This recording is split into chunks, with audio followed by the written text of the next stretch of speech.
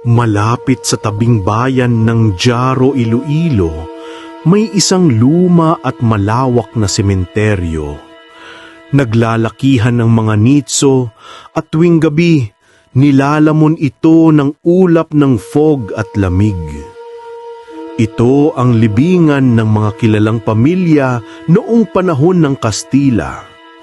Sinasabi ng matanda, tuwing Biyernes ng gabi, may nagpaparamdam na white lady, isang babaeng may mahabang buhok, puting saya at malalim ang pagdadalamhati. Si Eman, isang journalism student, ay naging curious dahil sa paulit-ulit na sumbong ng mga driver ng tricycle at vendor sa paligid ng sementeryo.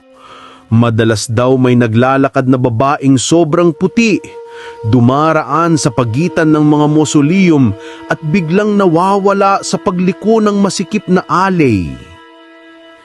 Isang gabing mapanglaw, nagpasya si Eman na magsagawa ng paranormal investigation kasama ang tatlong kaklase. Naghanda sila ng kamera, candles at talisman. Halos 11:00 na nang pinasok nila ang sementeryo mula sa nakabukas na maliit na gate. Tirik ang buwan at ang bawat hakbang ay naglalakad sa mga tuyong dahon na pumuputok sa katahimikan. Sa kalagitnaan ng sementeryo, biglang nabalot ng lamig ang paligid. Nakarinig sila ng mahihinang hikbi. Nang sumilip sa likod ng malaking puntod, nakita nila ang isang babaeng puti. Nakaluhod, umiiyak at yakap ang sariling katawan. Nang tingnan nila sa kamera, maputla ang mukha at tila tumagos ang ilaw ng flashlight sa katawan ng babae. Lumapit si Eman, nagtangkang tanungin kung okay lang siya. Ngunit nang tumingala ang white lady, dugo ang umaagos sa mata at tumayo ito na parang lumulutang. Nanigas sa takot ang mga estudyante. Hindi ko makuha ang pahinga. Palayain mo ako. Bulong ng white lady habang palakas ng palakas ang hangin. Takot na tumakbo palabas ang grupo, ngunit parang paikot-ikot ang sementeryo. Bawat dadim na iza ay may aninong sumasalubong, mga kamay ng multo na pilit silang hinahawakan.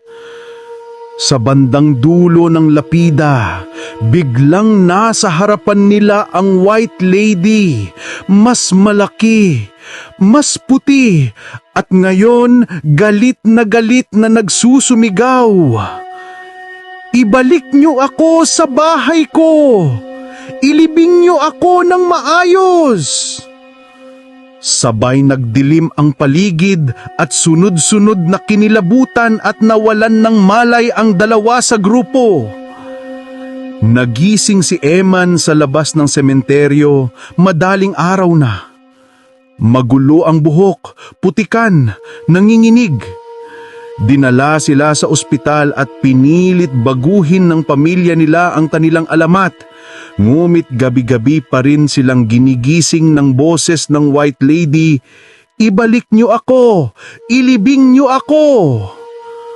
Mula noon, wala nang naglalakas loob na pumasok ng sementeryo ng Jaro tuwing Biyernes at sa bawat pagdaan ng sasakyan ay sinisilip nila mula sa bintana kung naandun pa ang puting anino sa ilalim ng mga matatandang akasya, nag-aabang ng masasapyan o ng maglalakas loob na magbigay laya sa isang kaluluwang hindi matahimik.